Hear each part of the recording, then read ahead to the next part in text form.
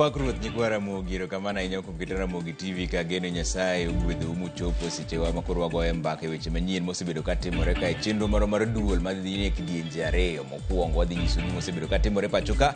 Mar ariyo wadhi go mbaka gi jalony e weche mag en manager mar Red Cross. To en gi lony e weche mag chiemo e Red Cross kanyo ni Linet Obala. Gimomiyo wadhi wuoyo kode en weche mag oula mosebedo ka chando ji kuonde mopogore opogore counties 34. Koro sani ji osehinyore, ji mosetho gin ji 238.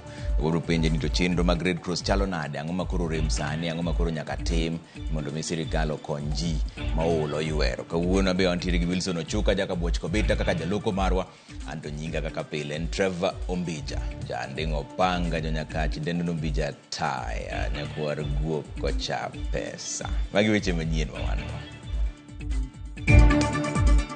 And I'm very touched as the government spokesman. I have not seen something like it before, where people are actually living in water.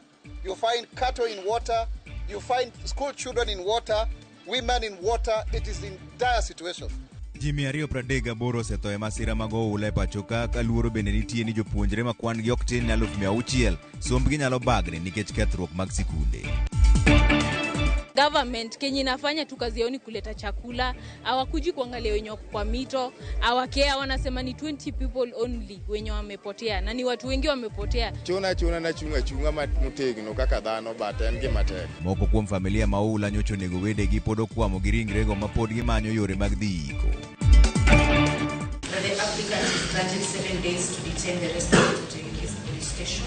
Derepa Peace NGCDF Makasipulo maki kendo chwale doho ma Oyugis ka itude gi nek mar Bonsa Evans Okoda manyocho negi juma mokalo.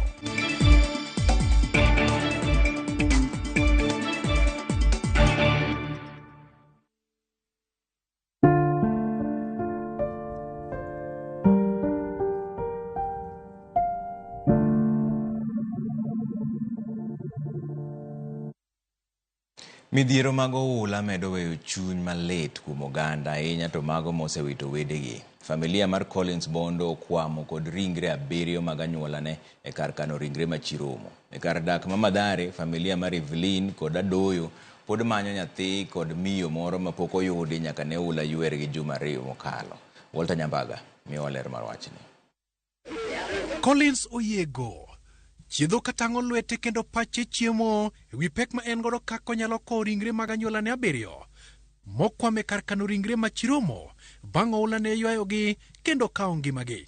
Nyala onge gi nyale momiyo asika bedo ka kwayo kon jok mana taraja ni nyakonya koro ka kon ki sofa ka yudo coffee na taraja na nyayudo kata transport at least do bedo masawa but koro let to maka te wacho ni ka koro ine wich koro de tem nango ngeni wich koselwa to kada mana chien dibayo koro chuna na chunga mutegno kaka dhano bata en gima tek. Collins wacho ni pek nyaka mag chulo pesa mag kar kano ringre ene mang'ie to kod kaka nyalo yudo sanduk mag kano ringre. Prosmatam one body kaka utere Chiromo one body is 23,000. Transport ya kubeba 7 bodies si kitu rahisi. Kozi gari yenye nilipata ya kwanza kubeba hapa kupeleka ni 65,000.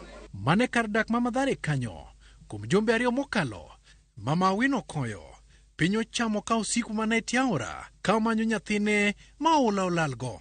Osekawo wik achiel indala 2 nyaka ne gilal. Koro gisebedo ka giwuotho e tiaora to pok onyago olemo nyaka sani. Nikech joma notho ng'eny gi oseyudi. Nyathina nie machiegni nie lowo e Mathare ka. En ma pod mane kony madakwa maduong'. Nyathina no ema dwaro. Esechego bende Judith Anyango pod manyo mama ne mane oula oywero ka nyaka sani pok oyud ndache. Mamangu amekuwa missing since 24th of April, of which tulikuwa tumeongea naye 23rd. Na government Kenya inafanya tu kazi yao ni kuleta chakula, hawakuji kuangalia wenye kwa mito, hawakea, wanasema ni 20 people only wenye wamepotea, na ni watu wengi wamepotea. Tangu mama potee, hii ni wiki ya pili hatujampata na tumemtafuta. Hakuna wenye government imetoa wakuje kwa mito kuangalia watu. Jodak ma Mathare koro kwa jotelo mondo webedo kod chien kendo gichwal kony mowinjore ne anyuola mowito jogi. Gimalich ma anta kwayo ni ka Nyasaye ber to gikonywa manyo chok nyako ma pod odong' e ilo en lit en kuyo makata kelnwa mana sawadi. Wano kwanwa kimbizi, wan jo Kenya. Serikal ong'iwa kata kaka wachako foundation. Gige wanodhi te, ne kaka wadong. Gigi koro miwa gi jo UN, wanwakia kakitedo. Omena ne wawinje view sasa. Rechi mugongo wasicha ne waruwinje view sasa. Omera dhako ber gi sufriache to mana mare. To baba luongo ka ni maeni e kar budho mare. Ang'o momiyo Raila ok nyal kata chopo mondo ne kata kuma wantie. E kinde ma familia mathoth pod ni kod kwayo makende mondo migi yud sir mar manyo moko kuom jogi molal. Kwayo chwal ne sirikal mondo thinjre oko mar chiwo lwedo mabiro chiwo gino mayueyo pi wang' kuom anyuolago. Walter Nyambaga, Ramogi TV. Mathare, Nairobi. Oula ma kinde ka kinde medo rocho wuoth e apaya ma Narok Mai Mahiu. Koth manyoro noketho ndara ma Suswa kendo nong'iko nyaka wuoth. Dungruok mar nyamburko bende ne onene apaya no kendo nokelo lal ne jowuoth mathoth. Simfros Okinda nikod ler. Mae kaka gik moko chalo e apaya maduong' ma Mai Mahiu kochomo Narok. Nyamburko manokwamo e chuodho mokel kod koth mapek mosebedo ka chwe alworano ong'oko chenro mag wuoth. Ni maji pita ikakuwa mingi ikafunga hii barabara. Sasa magari haingeweza kupita kwa sababu tunaona kuna hii nini imetoka pande hii kwa mlima juu ikakuja ikafloat kwa barabara. Kama hii gari yangu iko hapa, nimelala hapa, niko naenda mahindi kwa shambani. Niko na watu wangu hapa, mvua imenyesha, serikali tunaomba wakija tuweze kutusaidia hii barabara ndio tukaweza kwenda kwa makazi. Nimekaa hapa tangu 4 AM in the morning. Nilikuwa naenda kazini, nimechelewa kazini na I need to offer service to wananchi. Sasa the weather has really made it difficult for us to offer services that we need to offer wananchi. Ochuno weg nyamburko ko jopiny mondo nywakne temo golo nyamburko mokwamo e chuodho. Mogo kuom gichuno mondo giti kod mwandu mopogore temo thulo nyamburko go oko. Dhungruok maduong' mar nyamburko nenore e apaya ni madichga kinde duto. Ute ji pio ywero ka pio pongo puothe ji kendo ketho cham. Jopur koro ywago lal maduong' ma koth okelo negi kapod nenore ni koth ok rum machiegni kaluwore kod lipot mar jolony e koro chal mar kor lwasi. 1400 ilikuwa ya nyanya ndio nimeipanda eka moja. Sasa hiyo ekari moja imeenda nyanya, shamba yote imeenda imekuwa mto. Sasa hakuna pahali ya kulima, hakuna wengine wameviwa na maji, nyumba imeenda na maji. Hakuna kitu nimebakia. Imeenda hivyo. Na mashini imeenda ya maji. Ilikuwa kunyunyizia maji. Hiyo mashini ya pesa ngapi? 1300. Imeenda. Naomba msaidie kama serikali, kama kuna usaidizi inaweza pata, naomba tusaidiwe. Aore ma e Wasonyiro, Siabei kod Narok opong' mobarore. Piola koro muomo kendo kelo kethruok maduong' e alwora mar aochego. Mashamba hapa mengi yamesombwa na maji. Watu pia wamebaki bila makao na tunaomba watu wetu waotoke kabisa pale ambayo ni pabaya kwa maji. Hii mto imekuwa for the last 3 years tumekuwa na shida hii mto. En gimorocho ngimo ganda maromo 800 e gwenge ma Kikuyan, Nairegi, Enkare kod Mosiro mochuno jodago mondo dare miechgi. Sani koro jodak go jote kar jot mar joma oula odaro mantiere skul primar ma Olosidan. Gisani gigeno kuom kony mar sirikal ne chiemo kod mwandu mamoko mag konyruok. Simfros Okinda, Ramogi TV.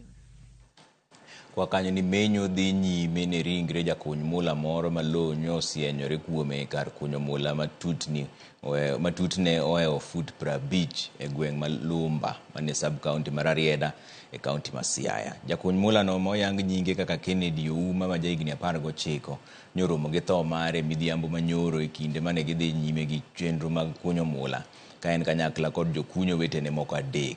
Jokunyo wetene nolero ni masira no nyotimore mana e seche manyore gisetieko kunyo e seche mag odhiambo kendo lowo nyosianyore moike.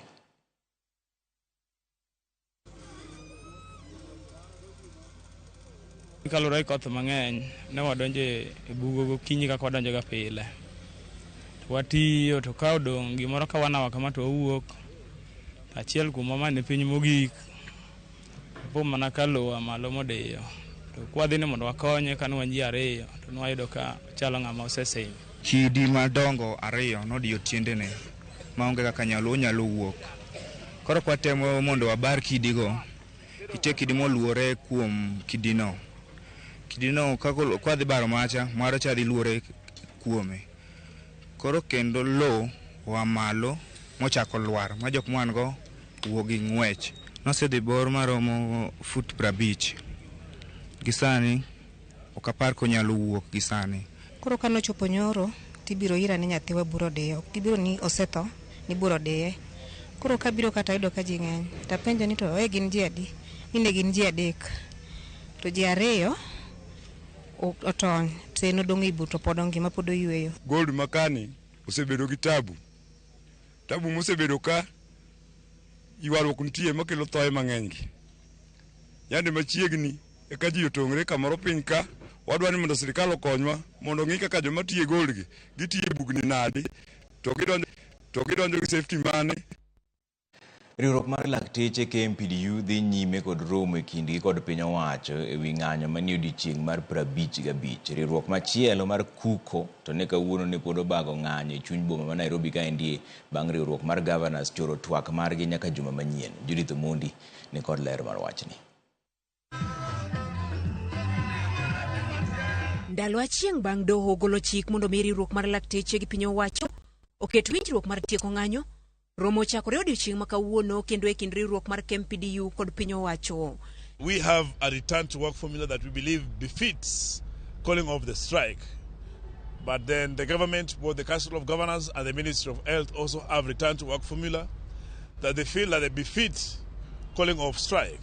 So we want to go sit down and analyze these particular documents so that we can come up with a common document that actually complies to our collective bargaining agreements and addresses the issues that we had raised as a union that has made us to be on strike for now 55 days. Jotelo mag KMPDU mane twak kod jofwambo kapok gidonjo e romogi koni piny owacho ema kelo ywaruok e tieko ng'anyo kinde ka kinde ma gibedo e twak ka gin gi koni gi kore mar dokie tich. We've had engagements before where we will agree on things and then disagree on timelines.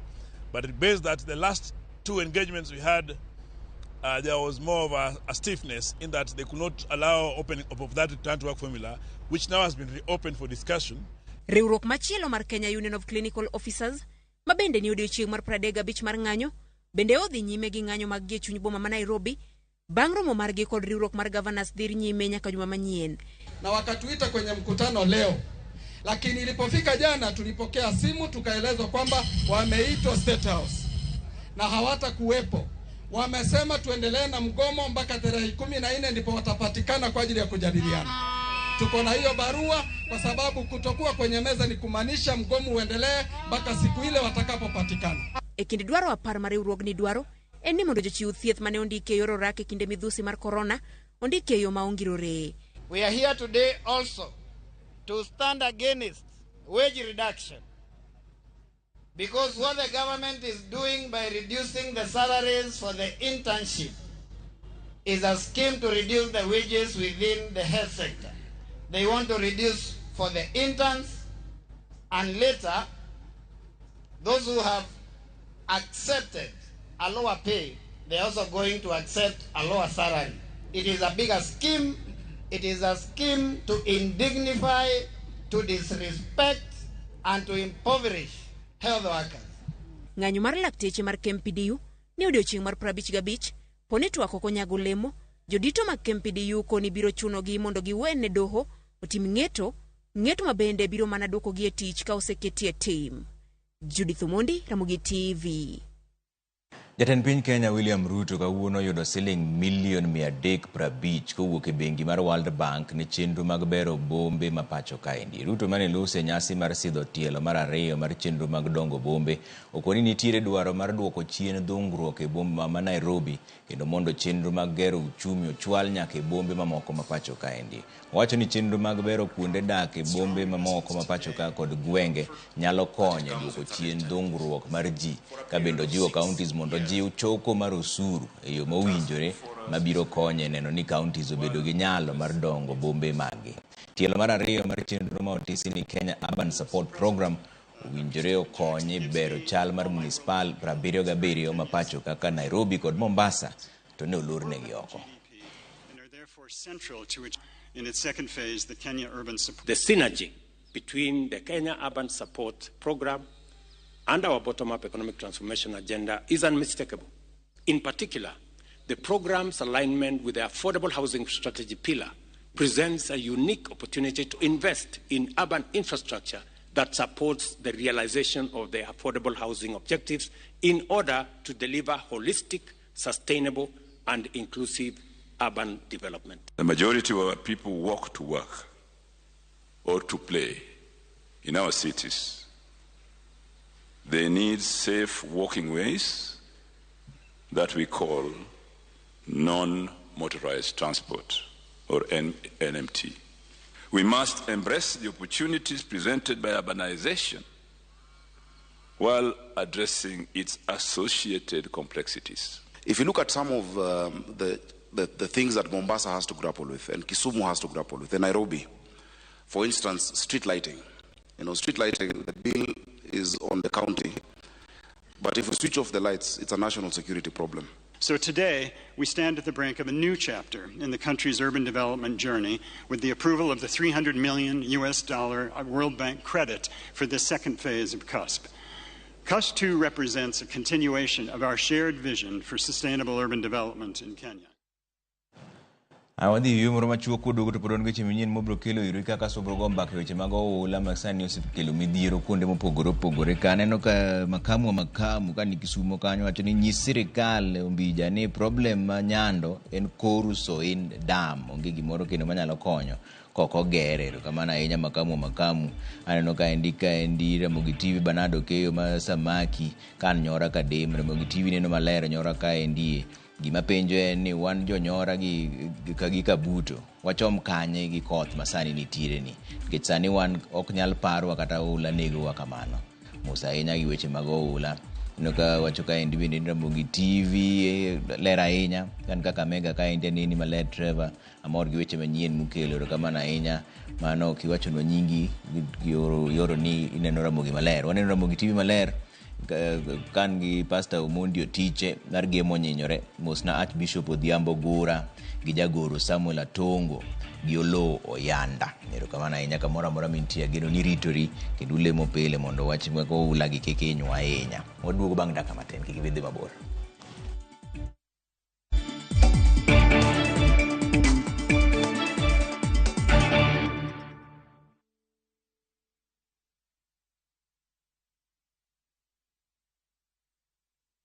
Asewacho ni nyathini toko winja to sani oseguro tiende dalani.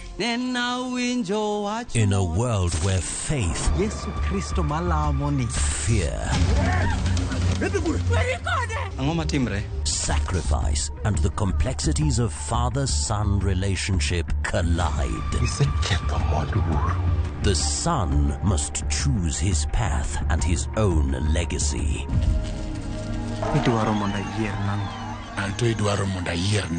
Watch this emotional and riveting story of Dennis in Where the River Divides.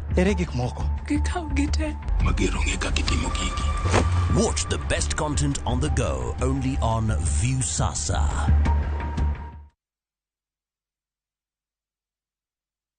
Royal Mabati Factory, dukani mar nyiepo achiel kende manengo gore piny kendo rang'iny mamalo mag mwandu go ewi tado yudore duto. Yud offers mag stone coated tiles gi $630 kende koriwo nyaka osuru mar VAT.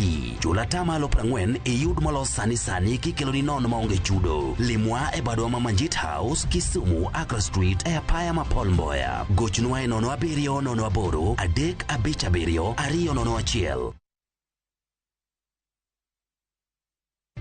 Skiza chapa, ushinde.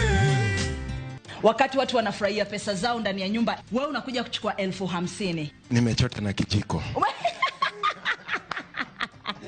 Kijiko kikubwa sana. Asante. Kabisa. Umesoma majina ni yako kamili? Evans Odhiambo. Evans Odhiambo. Pesa di?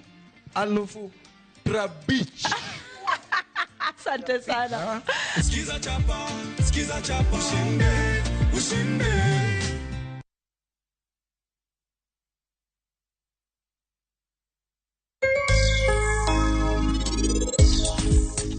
Ok apar ni anaboyawo coaching center. An nasewilo pacha chon meher. Apenji waya, itemo wachang'o?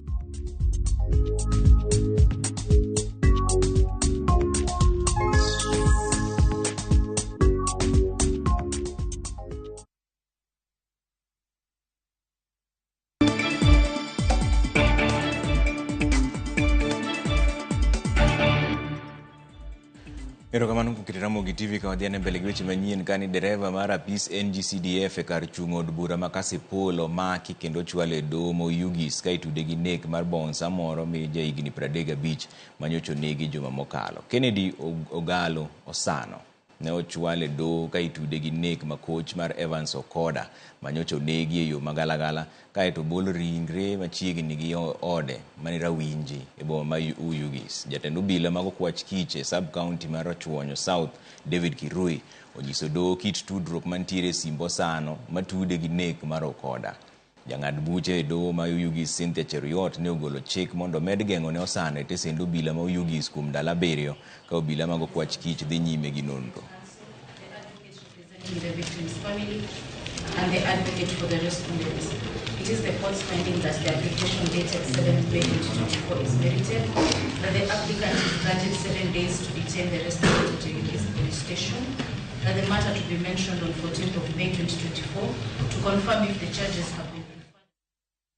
Kaluwore kod tulo mag siasa mosenene kaunti ma Migori kod Kisii juma mokalo, moko kuom jotelo ogolo duondgi bang' ka duond bura mar ODM nyondiko barua mar dwaro ni jotelo manyocha nitiere kinde tulogo ochopi mondo mitimnegi nonro. Kaka jafwambo mar Walter Nyambaga lero, moko kuomgi to wacho ni pok giyudo barua ma gwelogi e nyim tend od bura ma ODM, to kata kamano giikore mar chopo koluonge. Bang' chama mar ODM ndiko barua mayango chako timo nonro ewi tulo manyocha oneno e kaunti ma Migori kod Kisii. Bura mochan winji e log tich mar ODM Nairobi kaluwore kod barua ma ochwe kogno kod jagoro maduong' mar ODM Edwin Sifuna. Jad bura ma Uriri Mak Nyamita kaloso kod Ramogi TV e yor ong'we yamo olero ni onge barua moseyudo moluonge kod e nyim ODM ewi tulo mane oneno Migori. Pok sayudo barua ma ayanga moluonga mondo wadhi e bura. Gimanya nene mbui ne en barua mane nie letterhead mar jo ODM, lakini ok en barua mane okete sei. Kanyawadgi Masona West Peter Masara bendo koni onge barua mowang'e oseneno mochwalne kod ODM. Kata kamano, gavana ma Migori Ochila Yako to koni en owuon osendiko ne ODM mondo otim nonro matut ewi tulo mokoni kuodo wich kendo duoko chien demokrasia ma Migori. Omiyo ka gima raracha kamano otimore, chama osefuaro e yo ma sirikal fuarogo jok michichgo gi gima ne nyalo kelo gino ni chama oluongo bura ma gidwaro nonogo jomoko ka. An awuon asendiko ne chama kendo asewuoyo gi jogo mowinja wuogo magi ng'eyo gima notimore or jaricho ringo kata onge gima lawe. Ochilo koni okoluor mar chopo kendo winjo wach ODM ewi tulo mosenyiedhore e kinde ka kinde. Chama en gi gima iluongo ni code of conduct gi ethics mage. Waduto te ne wasain kaka wabro bedo. Chieng' moro nopenja ni to ka jogi ne chwanye dak ni kelo report. Onge gima ipando koponi gidoro ng'e adieri wantiere godo. Mokwongo nikech gino be notimore e constituency mara, aparo ni gina giratiro mar gwela. Koro ka gigwela abro dhi kaka jatelo ma constituency mondo atimnegi. Siasa ma Migori osenyiso kido mar tulo kendo weyo ka sekta mar arita kwe kod obila kama tek mar chwalo kwe ne jopiny. Gimomiyo nanyisi ni wan tulo ni en gima jomoko loso. Ne wan go Ochila Yako a function in my constituency. Kani rwako bishop ma uting'o ne Kenya mangima Pefa Church, Bishop Okinda. Ne wachimo kode in one team. Mwadhi function mo wuoyo kokwa wuok wadhi Uriri. Kama ne warome chajidak nogore. Migori ong'eyo historia mar koko to gi jok makelo koko. Beging'ere, mano be gima ok ipenj. Karawere ariyogi kelo koko, yuno dwa natim nang'o? Ng'ato miya duoko, udwa natim nang'o? Polis ng'iyogi, gikelo koko gi, jopiny onge mago koda koko kata achiel. Jopiny nomiya tich atim gi nade. Kata kamano, jotelogo jiwo kwe ne jo-Migori. Owacho ni kata obedo ni wakale matek, to mbele ka Nyasaye dhi yawonwa yo. Waboluru lodhe piny, wagore uru gi dhowa. Jasiasa nyaka wuo eke chulowa. Kutamo wawuoyo, stress nyalo mako ji. Waonge gi koko gi ng'ato. Be an akia pango lweny, mokwongo an akia gora. Akwayo jo-Migori duto te, vijende, kuom jodongo, mine, kuom de to gi nyithindo manyiri, ni wadog e keyo wa mana mar tich. Walter Nyambaga, Ramogi TV. Wakanyo to dhia ne Mombasa ni maloyo bombs 100 oyudo tiegruok mar chiwo arita e yo makare kendo fwenyo maundu manyalo rocho arita e kinde rombe magichwe girite. Ka giloso bang' tieko tiegruok makamano Mombasa, bounsago ne dwani mondo ji magichiwo negi arita omedgi osara. Giwacho ni kuom kinde malach gisebedo ka giyudo osara mane piny. Bende koro gidwaro ni sirikal olos chik mayango omenda ma owinjo chul bounsa mosetieko tiegruok. Tiegruok makamano ne ochiw kokalo e chenro ma itayo gi piny owacho mar kaunti ma Mombasa kod kambi mar Agmond International.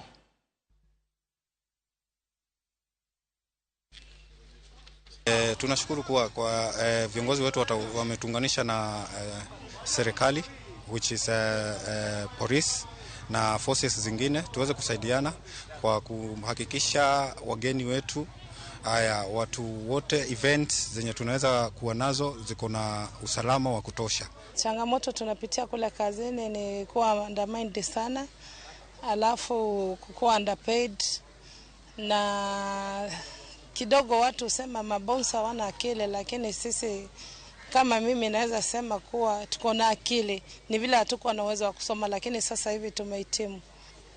Tumetrain hao mabouncers, bodyguards, mambo ya how to do searching, how to search customers, how they communicate with the customers, how to do first aid in case of an incident, also how to do a report. Kuna kitu inaitwa report kwa security, which is very core. We have also trained them on how to come up with a report in case of an incident. We have also trained them on conflict management. In case of there is a conflict where they are working, how to solve those conflicts. Kambi goyo punda mar Shabiki.com ochiwo tangi mag pie moko kuom sikunde kod kanisa e kaunti ma Siaya kaka yor konyo e kedo kod nok mar pi kinde oro. Moko kuom kuonde manigi chwale michgo oting'o sikund primary ma Oyundo, kanisa Catholic ma Ugambe kod St. Anne Sega mane oyudo tangi mag pi mating'o pi lita 10,000. Japuonj maduong' e sikund primary ma Oyundo Raymond Ochieng' opako kambi mar Shabiki.com kuom chiwo makamano moko ni dhi reso jopuonjre mosebedo ka mondo gokinyi ka dhi manyo pi e aora. E kanisa ma St. Anne ma yudore Sega, jadolo Fred Ogambi nonyiso mor ka jopuonj din e kanisa mar St. Lawrence Ugambe Jojo Mwanda bende koni kambi goyo punda mar Shabiki.com en kambi mar adier. Shabiki.com bende ne ochwalo tangi mag pi ne maloyo sikunde 10 e kaunti ma Nandi. We have received 10,000 liters tanks from Shabiki.com. I'm receiving on behalf of the schools in Nandi, those who will benefit. First of all, I want to thank BCLB, that is Betting Control Licensing Board, under the leadership of Dr. Jane Mwikali. We also thank Shabiki.com for taking CSR activities seriously. Once the water tanks are installed, we are sure of clean and safe drinking water. So we want to say a big thank you. That is going to ensure that the students and the pupils who are going to benefit remain in school healthy. I would only wish to say that to the benefiting schools, we'll need to reciprocate this gesture by remaining focused and working hard. And on behalf of the community, behalf of our schools, behalf of the church, we want to say thank you, and we continue collaborating with all our friends.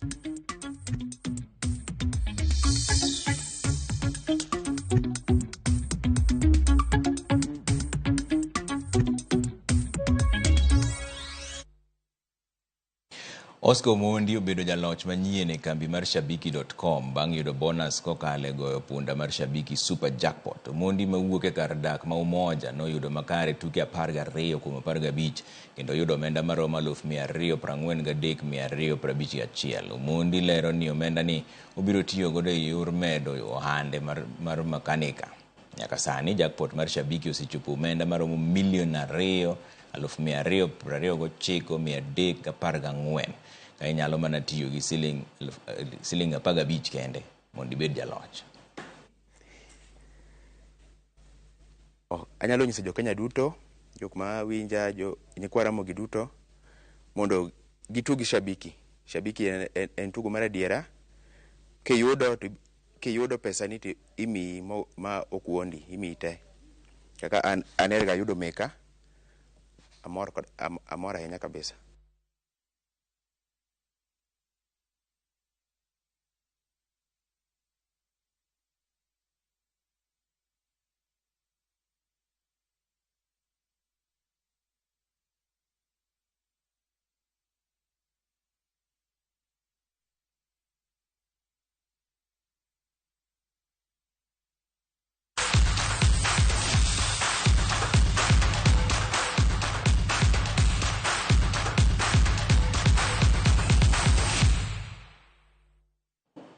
Team mar Rising Starlets matugo adhula jotugo ma hikgi ni piny ne 17 dhi nyime gi timo ikruok margi motelo ne tuke mag manyo tiko tuke mag pinje duto e kindgi gi team mar Ethiopia. Kenya biro chako tielo mokwongo e piny mar Ethiopia chieng' tich abich tarik 10 dweni alap mabikila stadium e boma ma Addis kopok tielo mar ariyo obagi pacho ka endi tarik 19. Jotugo duto mane ogwel oseriwore gi timno e kar timo rako ma Kasarani ka timno osetimo rako margi kuom ndalo 10. Jaloch e kind Kenya gi Ethiopia biro donje tielo mar 4 kama gibiro rakore gi jaloch e kind tim mar Djibouti gi Burundi. Tuke mag pinje duto jotugo ma hikgi ni piny ne 17 ibiro bagi dwe mar 10 e piny mar Dominican Republic. Hatuwezi sema ni ngumu ama rahisi, we can't underrate any team. Tunaenda huko hivyo to fight, to give all our best. Alafu pia God ndio anaamua, tunaweka God mbele, alafu kila kitu itakuwa poa. Naelekea kumalizia masiku zetu za mazoezi. Wasichana wanajitahidi na wako ready kwa mechi yetu na Ethiopia. Ni mechi ngumu kwa sababu timu zote mbili ziko na good talents, iko na good crop of players wenye wamekuwa wakicompete kwa international level, so itakuwa mechi ya kujitahidi sana. Tuke mag UEFA Champions League nus finals tielo mar 2 biro dhi nyime otieno ma kawuono kama club mar PSG biro rakore gi club mar Borussia Dortmund. PSG kotelne gi kocha margi Luis Enrique nyaka koro yud loch e tielo mar 2 bang' Dortmund loyo gi gol 1-0 e tielo mokwongo e lap ma Signal Iduna Park. PSG osekawo kombe mag league piny mar France kama endi miyo gi okang' mamalo mar yudo loch kendo ng'ado tiko mar finals. Kata kamano nyaka gilo Dortmund gonde 2-0 mondo ka gidhi nyime.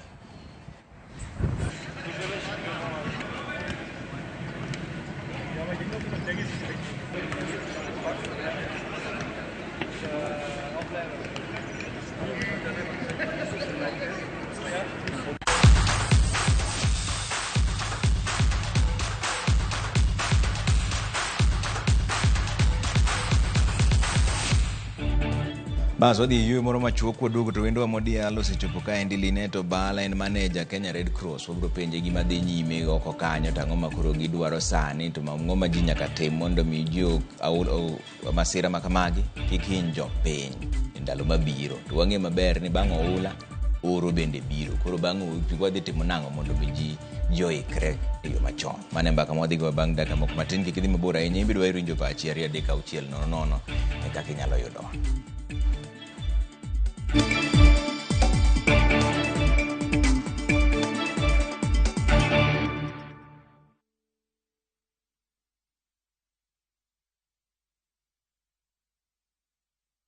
The recent floods have devastated communities across Kenya. Families have been left homeless and stranded, some forced to seek refuge in public primary schools with no food or shelter. Their lives turned upside down. But there's hope in the strength of numbers. Kenyans of goodwill are coming together to donate and help families affected by the floods rebuild their lives. Every donation, big or small, will make a difference. Let's come together and help a Kenyan rebuild their life. To donate, dial *802#, then select option 2 for the Kenya Flood Funds Drive, then input the amount you wish to donate to assist floods victims or visit saidika.co.ke. Your donation will go towards helping families affected by floods. Make the most out of the rains by storing water with Power Tank. Power Tanks are crafted from food-grade polyethylene, UV stabilized and double-layered for unparalleled durability. Power Tanks are backed by a 10-year limited warranty with an expected lifespan of over 30 years plus. We offer free nationwide delivery. Buy online or call 0779 000 000 to get your Power Tank. Feel and chill with Power Tank.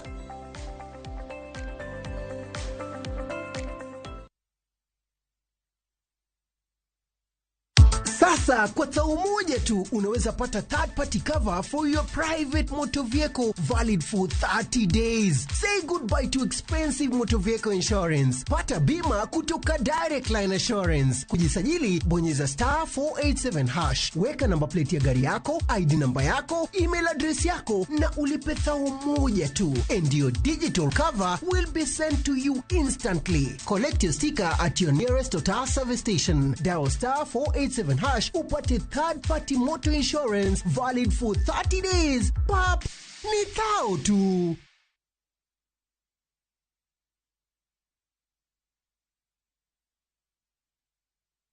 When your kids learn to be independent, you're giving them a great start.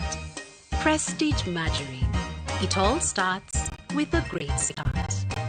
Now comes in the original and vanilla flavor.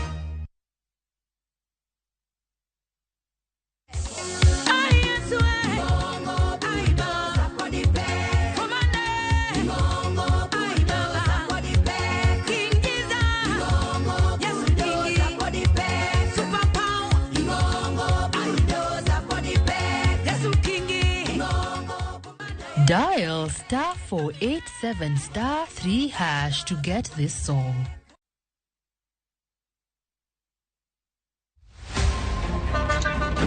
Tuanze kulipa kadi sasa, na kadi ni cashless. Umesema tunaweka pale? Yako ile namba. Mimi niko na cash. Nisaidie hiyo do na namba yako ya simu. Nakusote. Kain jawuoth mar matatu e safar machiegni kata mabor. Non kendo yang ni chulo fare mari kokalo e yor mbui. Non ane ka yudo receipt mari e simbi. Kama sira ujuki kendo idwaro ni ochuli gi kambi mar okumba. Receipt mari kata digital receipt e neno mari ma ibiro golo. Ka in wuon matatu dwarore kokalo kuom okumba mari mondo ibed gi yore mag chudo kokalo e lony manyasani. Mondo matatu mari oyud okumba. Mambo ni digital. Tudri gi jal ma uso okumba mondo ing'e mathoth.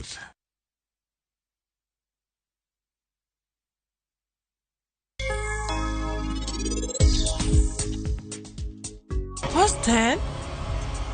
Hostel en kuma ber ahinya tero nyithindo ma wigi tek. Ok apar ni anaboyawo coaching center. An nasewilo pacha chon meher. Mago poche mag polo. Aparo ni gima rach dhi timore kawuono. Muna kaka nanyisi chadonga nyisi ni para mbiro wuok kiny gokinyi. Koro jacket mare, sweater, gloves, ogudu, gimora mora mana mi, adwani mondo iduok na gi kae.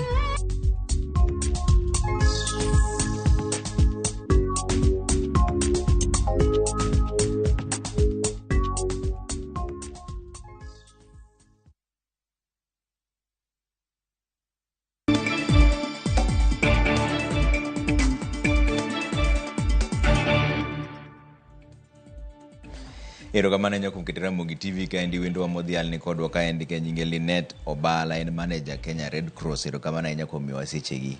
Linet angeni udech sani kabisa to chal nade oko kanyo chalo nade. Ine ngeni se wuotho kuonde go. Ochalo nade.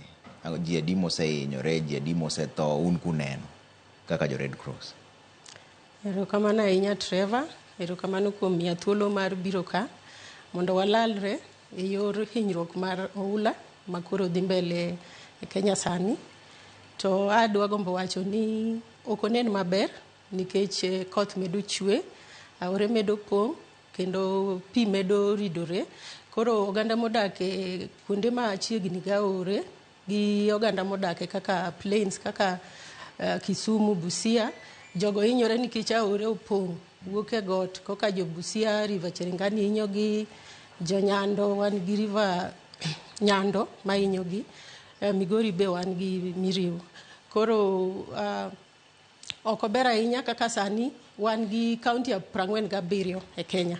Mago counties duto? All counties 47, lakini sani already wan gi counties 40 ma osebedo affected gi oula ni, makoro wana gi counties 7 ma wanya wacho ni pok pigni ochope. To kiparo chon mane ok timre, ne wana gi county moko matin, sana sana yo luo wakoni mane hinyore. Sani wan gi county 40. To ji ma pigni osehinyo okalo ji 61.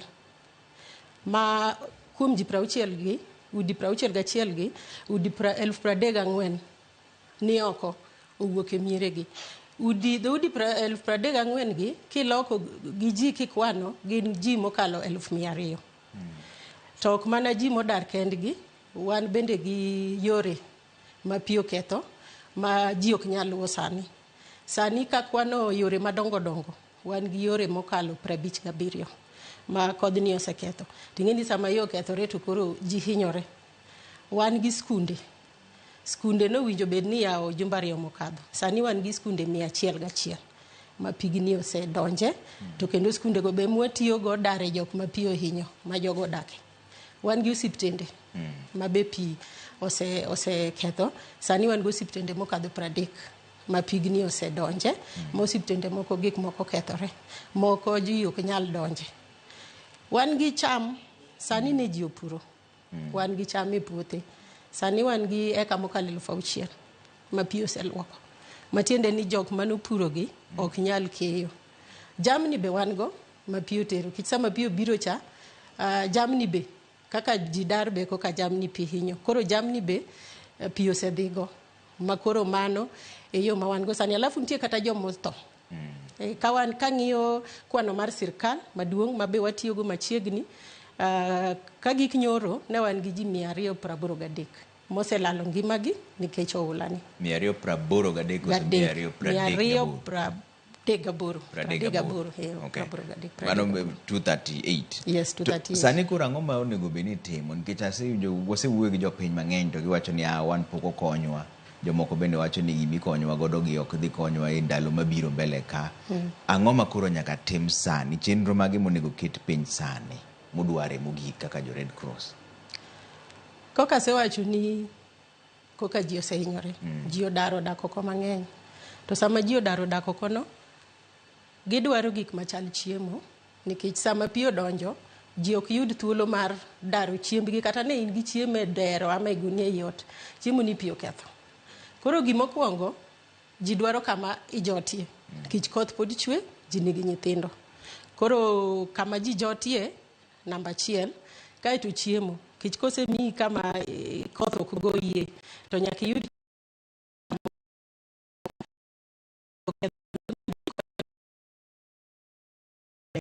koro sani e gwenge ma oula omolegi, tiyudo ka pige richo, pige olil. Ma ka jogi otiyo gi pige gi ka ok othiedhi, to ginyalo yudo tuoche ma be biro gi pi molil. Mano wach thieth, awacho ni nitie nyaka osiptende ma pi odonje. Yore awacho ni nitie yore ma pi ong'ado. Koro ka nitie joma yor ni opogo gi osiptal, ok ginyal yudo thieth. To jomodar manie kambi moselosi gi be dwaro thieth nikech gin gi nyithindo, sani tuoche omedore, koka koro hali chal, kich samoro be giyud pi maler. Koro yudo ka tuoche kaka diep, iyudo tuoche kaka mabiro gi koyo koka pneumonia medore nikech jogi ni oko. To koro ang'o musetimo kaka jo Red Cross e kuonde moko e gwengewa ma Nyanza kamoro kata kaka Kisumo kacha Nyando koro bembo ji kamae Manyakach ji nitiere nyaka kamoro ni Nyadina ji ma olo golo moriembo gi usetimo ne jogo ang'o nikech ji pod medo ywak. Trevor, migawo mar Msalaba Makwar ne koth ochwe, koth moro waluongo ni koth matin ma dwe mar 10 nyaka dwe mar 12. Kodhni nochwe kendo ji nodar.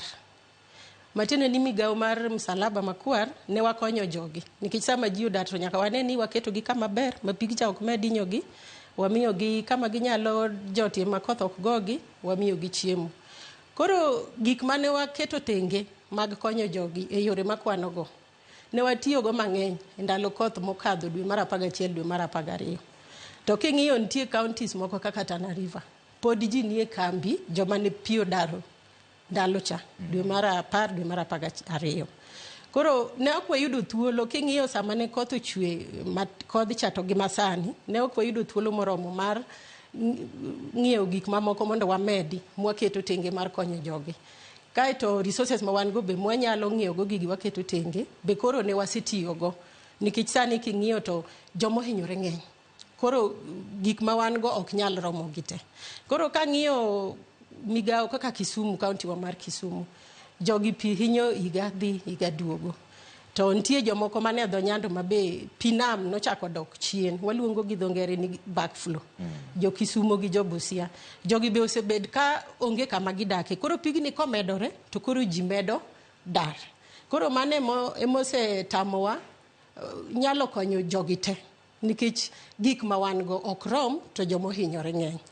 Koro kaka sani Kisumu, apa nie mwasemiye ji waluongo ni kar jot mang'eny. Moloyo kuonde te. Wasemiyo ji waluongo ni shelter kit 1,700 mokadho 1,700. Kaito Busia be wasechiwe, Homa Bay be ne wasechiwe mokadho udi 500. Busia be mokadho udi 500. Shelter kit ni oting'o ang'o gini? Shelter kit ni oting'o gik ma ot nyalo konyorego ka gin gi nyithindo kaka par mar nindo, tie par mar nindo mane shelter kit ni wamiyo gi gige tedo ma ginyalo tiyo go tedo chiemo. Iyudo ka nitie sufria, sende, kikombe, kijikni nie mar tedo ni. Kaito kendo wamiyo gi kibuyu ma ginyalo kane pi, amando ma gikane pi. Kech sama koro gidar ginoko ni nyaka giyud kama gituomo go pi ma gitedo go pi maler. Kaito mar modho be nyaka giyudi. Gima kendo nie iye kato wamiyo gi yath ma githiedho go pi. Nikech pige ma samoro koro ginyalo yudo nyaka thiedhi eka mondo kik migi tuoche. Koro mane koka kit no chal. Wamiyo ot ka ot nitie standards, waluongo ni sphere standards ma nyaka gigite bedgo. Koro mane koka shelter kit no chal. In kaka koro manager molony e weche mag chiemo ma dho ngere luongo ni nutritionist. Chiemo aila mage ma kata ka koro ng'ato wuok ne dhi miyo ji chiemo. Joma nie kambi lago nikech samoro chiemo nang'no chiemo mana dichiel. Chiemo mitero no kende. Chiemo aila mage monego be ni chiwo ne jogo manyalo gayo kech kata ndalo makoro ka gichiemo dichiel kendo dichieng tiwacho ni mae chiemo maber ka koro odong ni odichieng ijalo chiemo dichiel. Mae chiemo mecham. In kaka jalonye weche mag chiemo mane mage mabeyo. Kar chiemo kanyo adwa ni yie na wuoye tenge diriyo. Kawaida nitie koka wawacho ni dhano winjo be ni chiemo kawaida ka onge shida. Ting'eni sama koro ji odak e pap. Koro ing'eni ng'ato moro ok nyal yudo chiemo kawaida koka ochiemo e ode. Isewacho ni kar chiemo didek koro ji chiemo dichiel. Koro mokwongo wang'iyo ni wachiwo chiemo kalingana gi koka ji nie ot ka. To kawaida wang'iyo ni wamiyo gi gimiluongo ni starch koka koro mogo ama bando. Kaito wachak wamiyo gi mar gero del kaka koro ganda kama ama dengu kama. And then wachak wang'iyo ni wamiyo gi chumbi. Kich chumbi be nyaka del dwaro. Koro chumbi magikete chiemo wamedo ndhadho. And then wachak wamiyo gi mo magiloso go chiemo. Koro mage gik mwapogo waluongo ni dry ration. Kich mage ma wanyalo ting'o ma ok kethre mapiyo kaka alot. Alot ing'eni kethre mapiyo.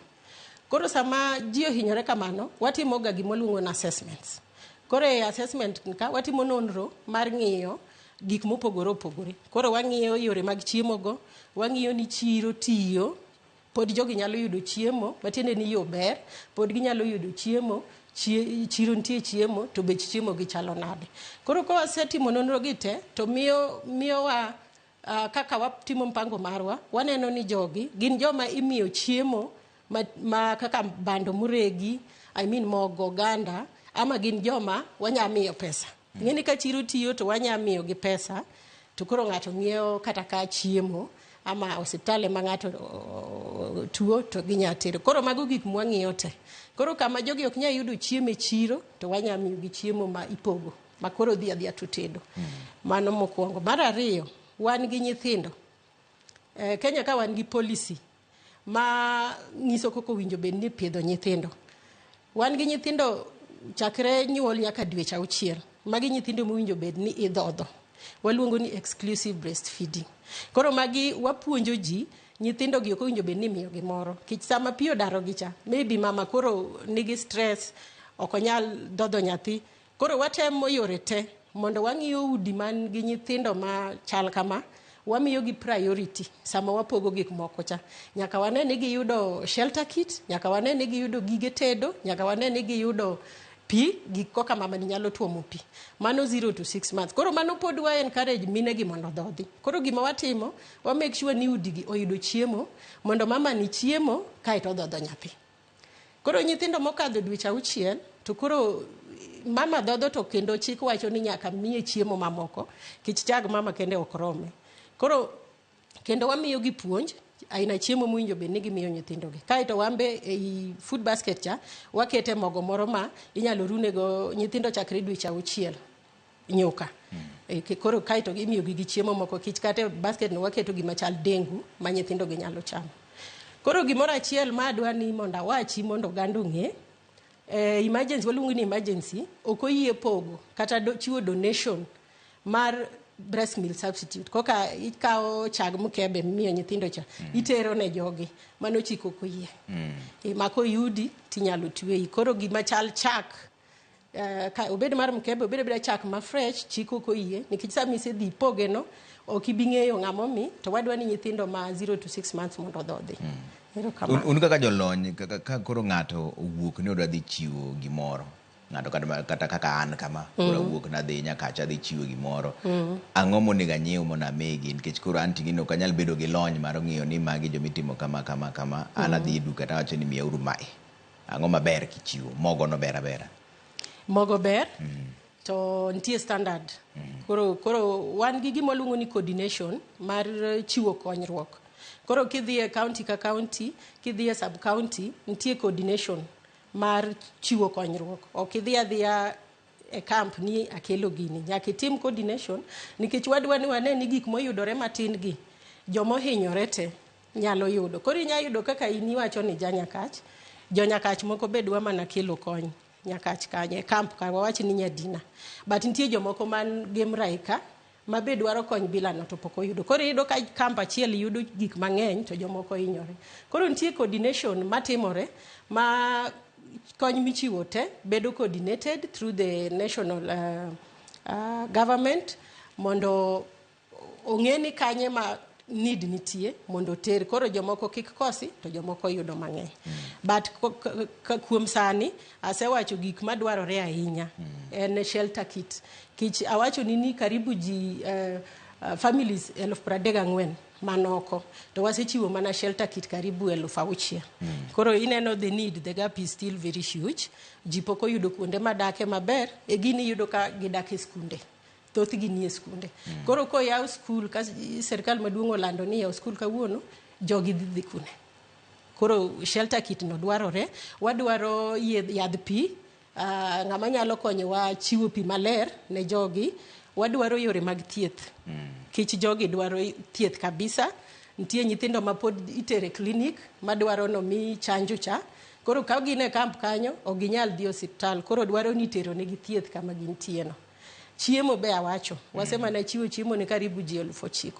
Chiemo no be dwarore kabisa. Nikech jogi pisa moro monjo gi gotieno, koro ok ginyal ting'o chiemo mane ng'ato ni geot. Shelter kit miwacho ni iyude kanye ten pesa di? Shelter kit ni wang'iewe wan gi kembe mwatiyogo e Kenya ka. To kitni iwinjo parts ma wachogo gin gik mopogore opogore. Koro iyudo ka kwasechiwo kembe, watiyo gi kembe ma pinywa ka malosogi. Koro nitie standard ma nyaka gibede, kata par mana wachono nitie standard ma nyaka olu. Koro nyaka make sure ni king'iewo gigi to nyaka ing'iew gima is within standard. But ang'eni nitie jochiwruok ma osechiwo kony kaka ng'iewa mattress. Kich samoro iyudo ka sirikal mar county okonyo ji gi mattresses, iyudo ka ng'ato ng'iewo ngede, mago be pod warwako nikech kimiyo ng'ato nget, ng'ato kelo mattress to pod jogi oyudo kama nyalo ninde. Koro wan gi kembe maloso shelter kit ni, but king'iyo gik me iye gi donge wan gi kambi mar sabun, wan gi kambi mar sufria, wan gi kambi mar mat, kamane koke itim, koro gi assemble gi. But pod inyalo ng'iewo gik ma separate. Koro kinyalo ng'iewo mattress, kinyalo ng'iewo blanket, and then Kenya Red Cross wa coordinate gi sirikal maduong' gi sirikand mag county mondo wane koka kony ni chiwore. King'iyo mbele kama endi, gik ma otimo gi gin gik ma ji wacho ni en chenro ma kidam. Ang'o minyalo tim manyalo konyo jopiny mochwere? Mok ni samoro ikelo ma ok iyudo mae, samoro kiny bende wachno chako wuok. Ang'o manyalo tim mondo mi ji okony e yo mochwere dichiel? Nikech kata Tana River miwachono, ji pod nie kambi nyaka sani, joma ne ulo daro dwe mar 10 to sani oulo chako duogo. Koro mago joma ikonyo nang'o mondo mi ebed chenro mochwere dichiel? Gima nyalo wacho maduong' Trevor ni mondo wa reduce awach ni exposure mar floods ni. To timore nang'o? Ji odhi odak e dho aora. Koro sama aora gi opong' to pi kong'ok matin to donjo e gwenge kama ji odake. Koro winjo bed ni wamedo puonjo ji sana mondo ji owe dak e kuonde ma pi luwo e wang' yor pi. Kich pi wacho ni wi ok wil gi yore, nyaka obi oduogo lu mana kama noluwo chon. Koro ji odaro e dho aore mondo koro wa reduce exposure mar pige gi sama ging'ok. Mar ariyo, wan gi gima waluongo gi dho ngere ni disaster risk reduction. Kich wan gi joma ok odak e dho aora to pod sama koth ochwe maduong' cha to ula mol ma bi donje ot mapong' ot. Koro wan gi gik ma wanya konyore gi well wishers, gi sirkende ma watiyogo, gi jogweng' wegi, gima chalo go ula. King'eni kari kanyo pi kadho. Mago gik mowinjo be ni watimo ka koth pok ochwe. Igo ula moluoro dalani, ama igo ula moluoro ot. Mago gik minyalo timo kendi ma ok irit kata ni sirkal ama ng'ato biro timoni. Kaito wa avoid dak e dho pi. Maka pi opong' to pi daro ji. Sirkal osetemo ndi kaka issue miwacho ma Tana River no. Otemo mondo dar ji oai kama pi daro gi e higa out no, gimanyo loma mondo okete jogi. Koro mani gima duong' mwanyalo timo mondo jogi pi owe daro. Mar ariyo, wan gi climate information ma jokor lwasi chiwonwa ga, waluongo ni early warning machon, ma jowa winjo ng'e ni kowach ni koth biro chwe to winjo bed ni gineno koka gidar chon kapok kodhni ochwe mondo bi oketh gik ma kodhni ketho. Aore machandowa madongo gi be owinjo wati kanyakla mondo aore gi sama koth onge kaka koth orumo to chieng' rieny. Ere koko wanyalo golo chuodho moro madonje sama koth ng'eny kama to pi donjo gi chuodho to pong'o aore gi. Koro ka koth ochako biro to yudo ka aore gi opong', koro ok onya ting'o pi mang'eny, koro pig cha ng'ok oko. Ere koko wanyalo medo golo chuodho madonje i aore madongo gi mondo koro sama koth ochwe to koro oting'o pi mang'eny. Jopiny osebedo ka ywak Linet, giwacho ni giwinjo wach mani onego bed ni gidar kuonde ma gintiere no. To kama iwacho ni gidhiye gionge gi lowo kanyo. Koro gitim nang'o nikech ka lopi ni mane dho nam. Ang' idare dhi kanye. Trevor, mana nya wacho ni en gima dwaro konyruok gi migawo mopogore opogore. Ok en gima ng'ato achiel nyalo tieko. Koro wan gi sirkandwa man national government, wan gi county governments. Ere koka ginyalo riwore mondo gine koka jok mane dho pigi inyalo dar oter kuonde man malo. Kiche ok en gima wanya wacho ni ng'ato achiel nyalo timo kata ni sirkal nyalo time kende. Koro wan gima watimo ni wapuonjo ji to kendo watemo wuoyo gi organizations mopogore, migawo mopogore opogore. Ere koka jogi inyalo kony mondo daro kuonde ma gintie, gidhi kuonde ma malo ma pi ok nyal darogi. Un kaka jo Red Cross upuonjo jopiny mondo mi gitim ang'o seche ma koro oula osebiro kama. Ka koro in e ndara, ang'o ma nyaka itim? Ka in e ot to oula koro ochopo, ang'o ma nyaka itim?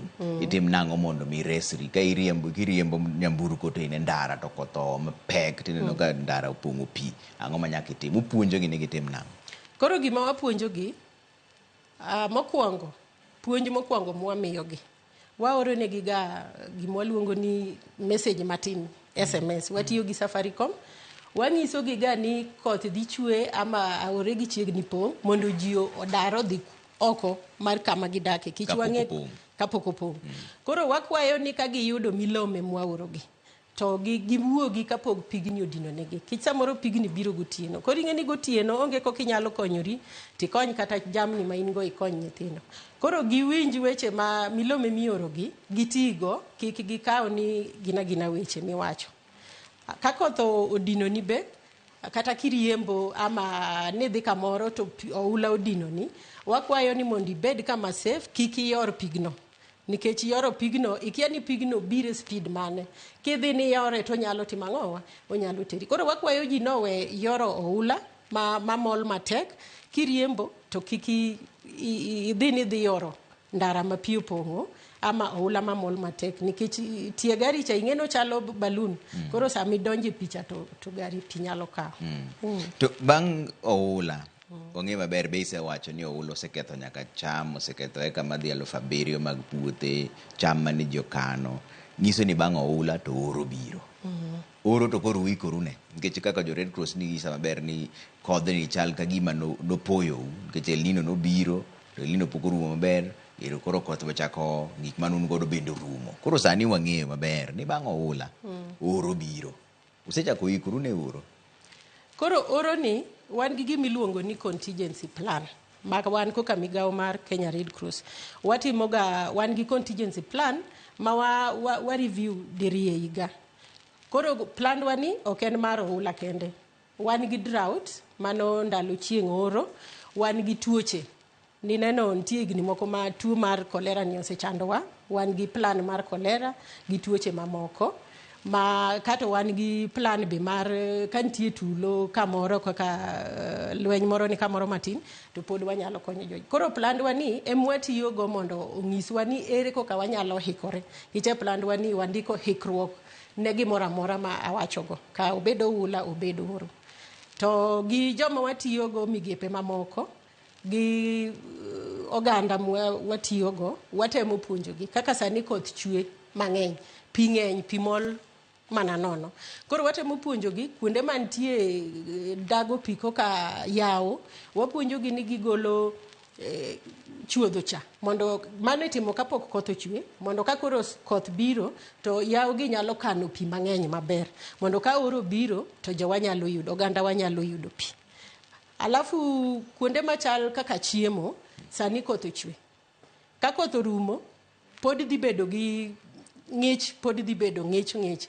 Ere koka wanyalo konyo jopur man kuonde manyalo puro mondo gipidh cham machiek piyo piyo. Kich cham gi kochiek piyo piyo e ndach kodhni, to ka oro chakore to giyudo chiemo ma ginyalo chamo. Gik machalo alote, gik machalo oganda, gik machalo dengu machiek piyo piyo. Koro wamiyo gi kothe ma ka koth orumo ni to waikore mar miyo jopur gi kothe ma ginyalo pidho machiek piyo piyo, ma ginyalo konyore go sama oro chakore cha. Un kaka jo msalaba makwar Red Cross, gini obembo to konya ina mane modwaro koeu? Ok anya wacho no bembowa. Kenya Red Cross kaka migawo mar msalaba makwar, wan gi gima luongo gi dhongere ni structures. Wan county 47 gite. Wan tie gi office, kendo wan gi ji matiyo, watiyo gi joma chiwore, to wan gi be joma ondiki matiyo. Koro e counties gite, wan gi structures mag konyo ji. Koro sama gimoro timore, to ok wating' ji ni a Nairobi watero Kisumu. Wan gi jo Kisumu matiyo Kisumu kanyo. Koro structures wan go, gima koro inyowa en mana sewacho nini. Disasters wan go, ncha wa responde drought, oro.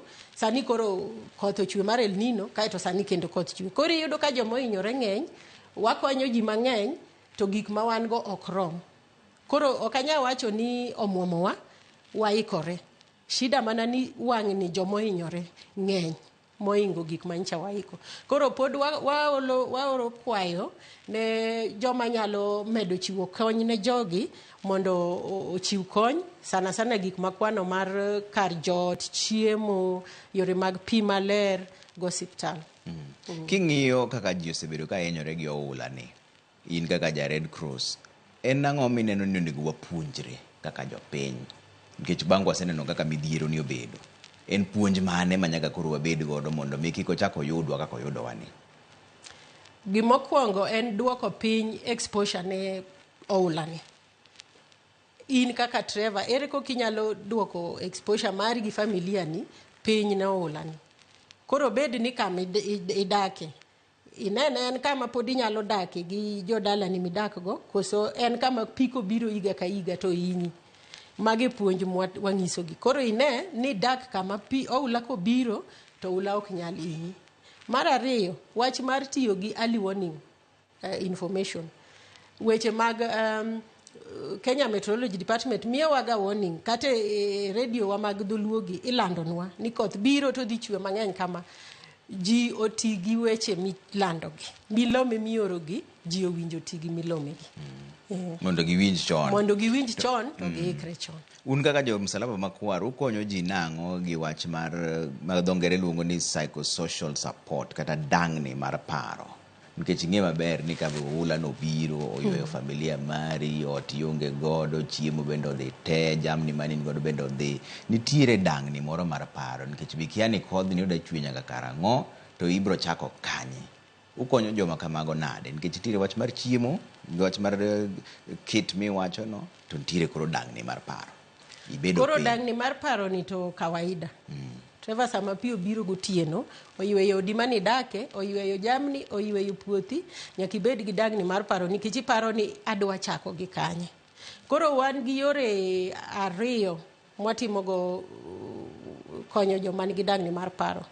Wan gi counselors wa trained ma watiyogo e kembe ma waseketo ma ji odake gi. Wan gi counselors wa makonyo ji. Koro gikonyo ji e yore ariyo, ginyalo miyo ji hocho ka ji nie group, waluongo ni group therapy, ama anyalo kawi Trevor tami one on one. Mano kulingana gi dang'ni ma in go. Inya bedo ni ok inyal wacho ne counselor ni e mbele ji. Koro bedo kodi achiel kuom achiel. Mano be watimo. Mar adek, wan gi namba ma wachiwo go hocho ma inyalo go simu, timi hocho gi ng'ama ok ine wang' gi wang' kok inenani, but iwuoyo kode simu. Koro namba ni en 119. En kigoe, en toll free, ok ng'adi kigoe. Koro igoe tiyudo professional counselor to wuoyo kodi, ting'ise paro mari to gitimo follow ups. Koro mago yore adek mwatimo go psychosocial support. Mar ang'wen ma wiya ok dwa wilgo, minewa madhodho nyithindo. Nawacho ni sama mama nigi stress to nyalo mone golo chak ma nyathi dhodho maber. Koro mine gi be sama wane kambicha, wang'iyo gi ni gin kanye, ere mine madhodho nyithindo man ka, to waketo gi kamoro maber, wa ensure ni gin gi kamoro ma ginyalo dhodho nyithindo. Kamo umore ma ginyalo dhodho nyithindo, nikech kambi kacha samoro gin kata e class gin oganda mang'eny. Koro wa make sure ni gin gi kama ginya dhodhe.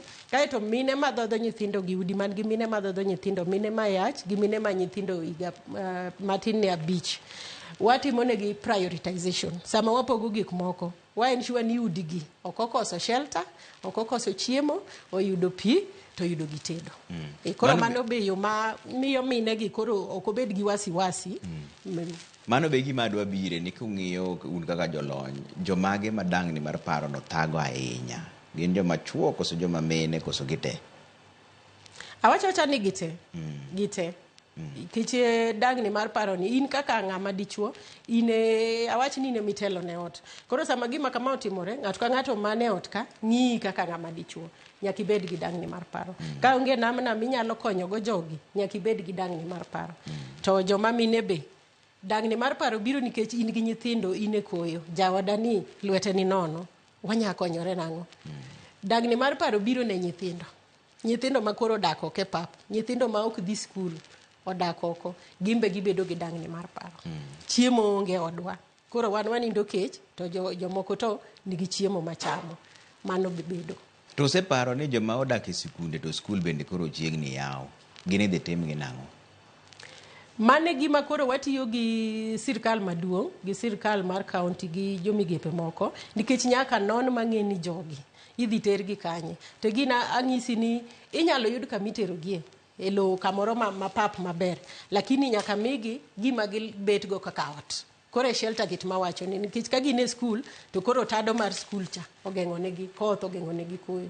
Koro mane gima tie sani ni kodargi to idhi tergi kanye to idhi migi ang'o ma giumorego kaka ot. Yeah. Ka koro watieko, ang'o midwar ni medier ni ji owinj kawuono kuomi kae? Wach ni mogik miwego do jopiny. Wach mogik Trevor, adwa wacho ni wamed konyore, wamed chiwo mondo wakony joma oula ni ohinyo.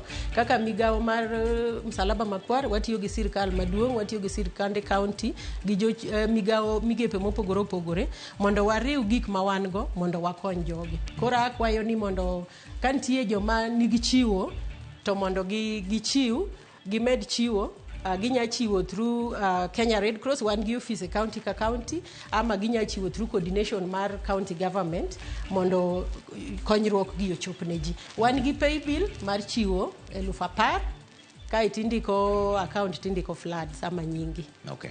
Nero kamana nyako miyo seche gi ang'ino date sani kura bro wi mondo dhi mbele gi tich. Mano Linet Obala en manager Kenya Red Cross ko ngiswa gima dhi mbele sani ni kuro nyako mak lwedo kaka joka ng'ato. Kin gimoro matin tichiwa ikonyo mana wadu kati golo mana mogo achiel tikonyo ng'ato konindo kech. Kwa kamano mana kama e chenro mar duol Linet Obala en manager Kenya Red Cross wadwoko nero kamana nyako miyo seche gi. Pas waboro nenore kendo bang'e ka Nyasaye oyie anto nyinga Trevor Ombija janding'o panga jonyakach dendo Ombija taya nyakwar guok kocha pesa unindo maber jokama.